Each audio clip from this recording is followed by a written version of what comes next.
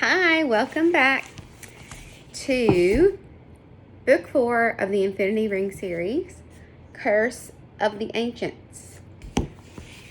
We are on chapter 7. Boys, I hope y'all went outside today, and I don't know what day you're watching this, but it was really pretty outside today, and I hope you get outside and get some sunshine when you can. Chapter 7, A New Purpose.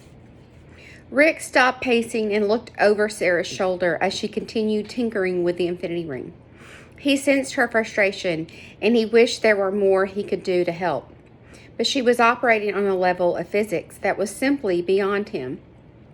They'd been huddled behind the cave like this for several hours already, and it didn't seem like they were any closer to a solution. She'd gotten the screen to come back on, but all it did was flash a series of error messages. Rick resumed his nervous pacing. He needed to get down to the village and find Kaisa. During another sleepless night, he had decided to ask for her help with the riddle. It went against every historian principle he'd ever been taught, but he was going to show it to her. Maybe she'd be able to decipher something that he and Sarah weren't seeing. Sarah placed the ring into the thick grass and clenched her fist. "I figured out what's wrong," she said, "but you're not going to like it." "What is it?" Rick asked. "Basically, the ring rebooted when it hit the ground. Everything is still operational, except the ring forgot what the date is. It doesn't know when we are, and if it doesn't have that data, it can't warp us out of here. It doesn't know what our starting point is." "That's not so bad," Rick said. "We just have to figure out the date." "Think about that," Sarah said. "The Mayan have a calendar system." "Sure. But it's different from ours. The ring's programming is based on the European calendar, and the Mayan people have no contact with Europeans." "We'll get it, Sarah." Rick figured it was a good idea to put a positive spin on things, even if we have to cross the ocean to do it. Sarah shook her head, staring at the ring. After a long silence, she picked it back up and resumed her tinkering. Rick watched, knowing he couldn't tell her the other thing he'd been thinking about all night. How he wouldn't mind being stuck here for another day or two. There was something genuinely special about this place. And when he knew their mission was critical, Rick wasn't exactly in a hurry to return home. He hadn't told the others yet. Maybe he never would. But their visit to 1850 had cost Rick a great deal. He had been forced to interfere with his own family tree, and that meant he was pretty sure he had no family left in the present day. It also meant he could cease to exist if he ever returned to the 21st century. He wasn't sure which possibility scared him more. He was doing a good job of keeping his emotions in check, but all the uncertainty had hit him in the previous afternoon while he and Kaisa were helping clear debris from the site of the observatory. Suddenly, these thoughts had hit Rick so hard he had lowered himself into the mud and covered his face with his hands. Kaisa had knelt beside him and patted him on the back and asked him if he was okay. But that was it. She didn't press him for details. She understood that there were things about him that she never would understand, and she accepted it. And wasn't that what true friendship was all about? Rick realized two things at that moment. One, not counting his fellow time travelers, he'd never had a real friend before, other than his grandma. Dash wants to come say hi. Say hi. Say hi. Dash, look. He can't see the camera.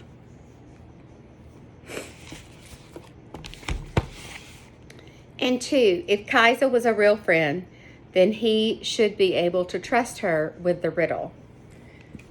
let him sit right here. Sarah threw her hands in the air. I have no idea what else to try, Rick. What if we're stuck here forever? Rick paused a few seconds thinking about this. How would he feel if he were stuck here forever? The idea didn't bother him nearly as much as it should. Look, he said, forcing himself to focus. Why don't we forget about the ring for now? Sorry, dash.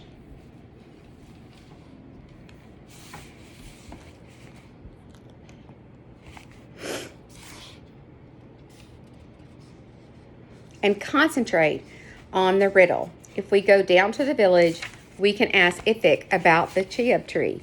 And I have a few questions for Kaisa too. Sorry. Making this video. The worried look on Sarah's face made Rick feel guilty. He'd never seen her so distraught. Maybe you're right, she said, slipping the ring back into her satchel. Let me check on Dak, and then we can go.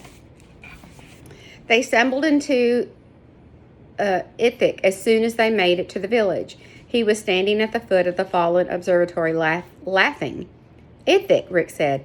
Ithik turned to see Rick and Sarah, his grin falling from his face.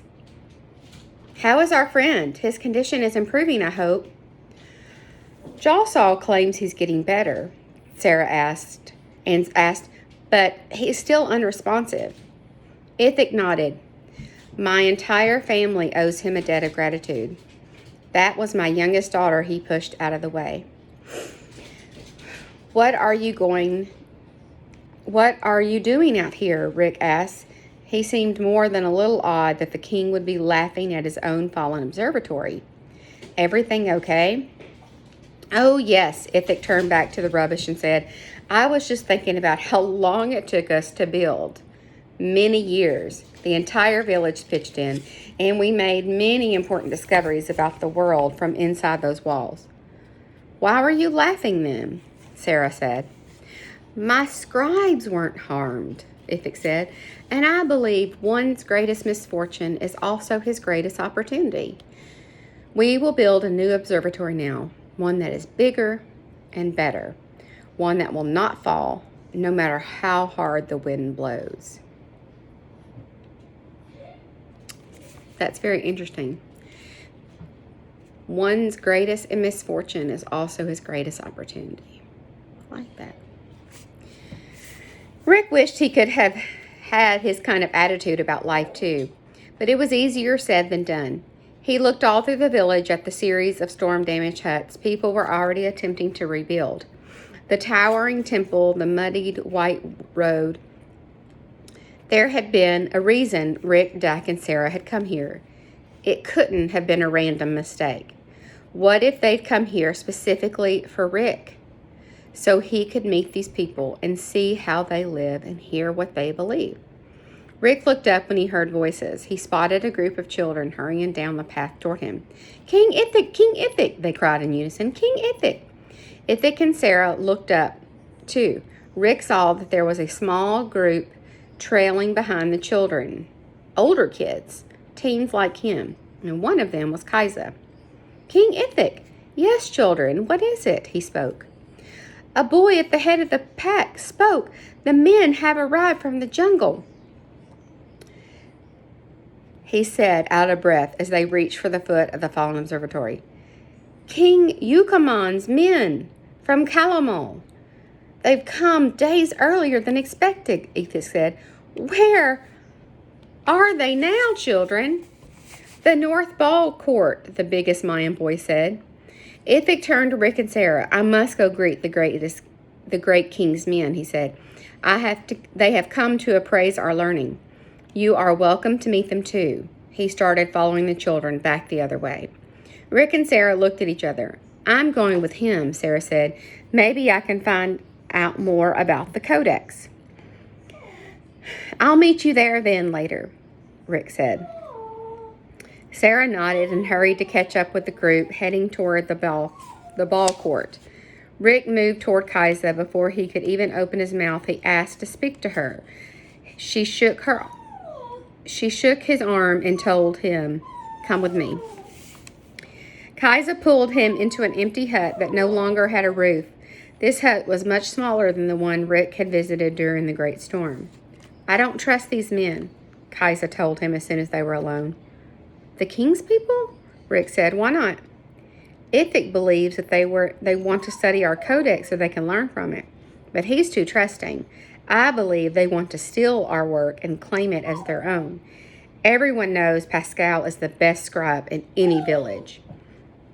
Rick looked up at the open door. Several older Mayan women were in an organized line sweeping the road. Men were moving in and out of other huts with ancient-looking tools. "Shouldn't we warn Ithic?" he said, turning back to Kaisa. "He won't listen. All he cares about is proving our progress to others." Kaisa took Rick's arm. "You need to be careful too," she said, and the smaller boy who was hurt. They had been known to capture people who looked different. "I heard they'd take them back to Kalamul and shove them in cages. People pay to view them." "Trust me," Rick said, remembering his experience in 1850. "Nobody's putting me in a cage." Kaisa nodded and picked up one of the ceiling boards laying by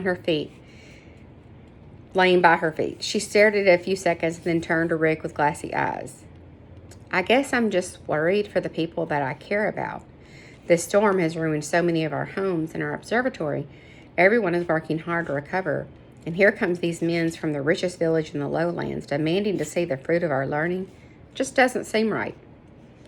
"I wish I could help more," Rick said. Kaisa shook her head. "You have your own worries." Rick focused on the ground, thinking. No matter what happened to him, he needed to make sure Dak and Sarah were okay. He needed to make sure the historian's mission didn't end here. He pulled the S square out of his satchel and looked up at Kaisa.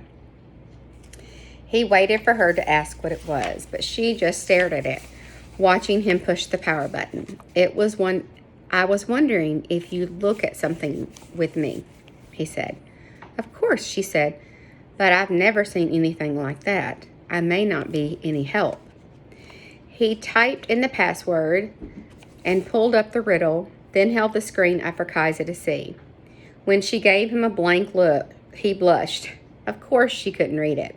It was written in English, so he translated it for her verbally. "This is why you asked me about snakes in my jewelry?" Kaisa said. Rick nodded.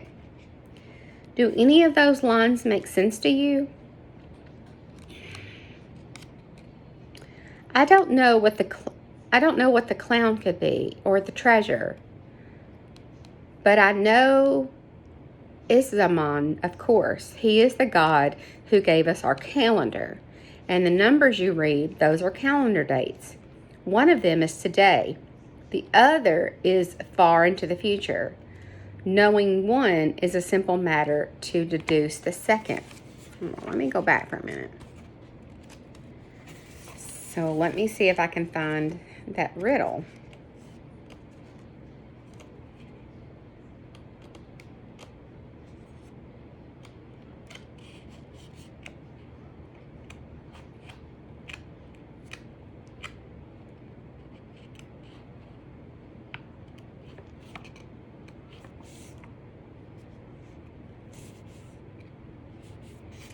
I can't find it right this second. But I remember there were a bunch of numbers. Y'all remember, it was like 10.7.19. Blah, blah, blah. It was a whole bunch of numbers. So what she's saying is that is a date with the Mayan calendar.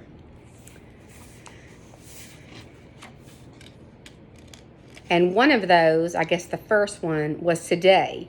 Well, that might help them because remember Sarah said the ring, they needed to know what today was. So the ring, because the ring rebooted. So maybe that will help them.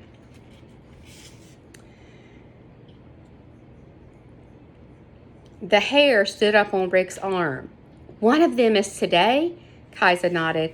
Rick powered down the S square and stuck it back in his satchel, looking all around the battered hut, trying to think. He saw old cooking tools, fallen boards, and cloth. He saw a half-covered piece of wood that had been carved into a snake head. Rick knew he needed to tell Sarah about the significance of today as soon as he possibly could. The Astorians really had led him here intentionally. This was now just a matter of figuring out why. Dozens of images flashed through his mind. Ithic leading them into his hut, the scribes coming up out of the rubble, the storm as seen from the mouth of the cave, Jigsaw burning incense over Dak's lifeless body. Is everything okay? Kaisa said.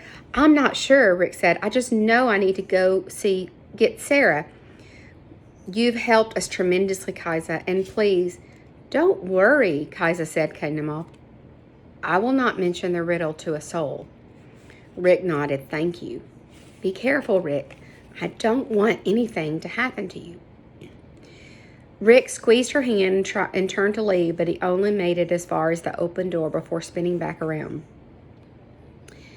I need to tell you something, Kaisa, something I've been thinking about all day. What? The three of us? Me, Dak, and Sarah? We've been traveling from place to place trying to make the world better. It's a quest I've prepared for my whole life.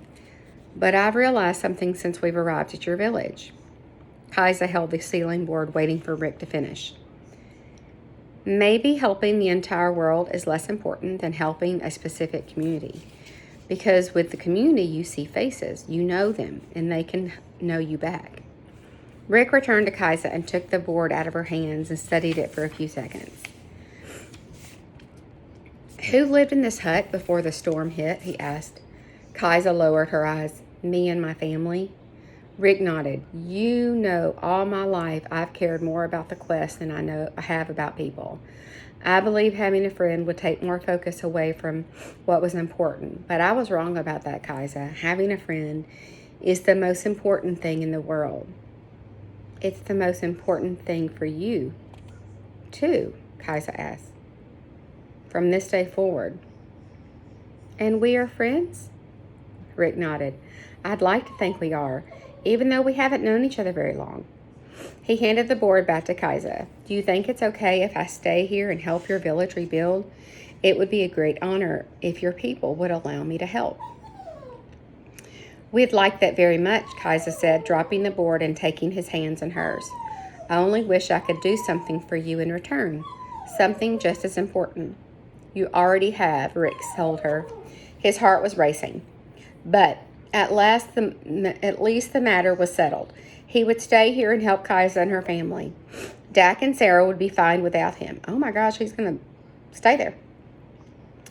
They were the important time travelers, and when their mission was successful, Rick's life back home wouldn't be the same, if he even had a life there. Here, at least, he would serve a purpose. He would help rebuild a village, and he would be Kaisa's friend, and maybe he could even assist the scribes when they started their next project. I have to go, Rick said. Sarah needs to know what you've told me. And I have to help Mother with children, Kaisa said. Sorry, the dog is whining. Rick let go of Kaisa's hand and started toward the door when Kaisa called out, and Rick, he turned around. Please be careful of those men. I don't want anything to happen to you. Nothing can happen to me now, Kaisa. Rick left the hut and started running through the village toward the ball courts. His legs and chest felt incredibly strong, like he could run forever. Like nothing in the world could slow him down. Well, you know, that's not good. Chapter 8 is called The Significance of Today. And if you have time, remember, this book shows us that you can go to, I don't know if you can see it, infinityring.com. And apparently there's some games and stuff. I know it's kind of blurry.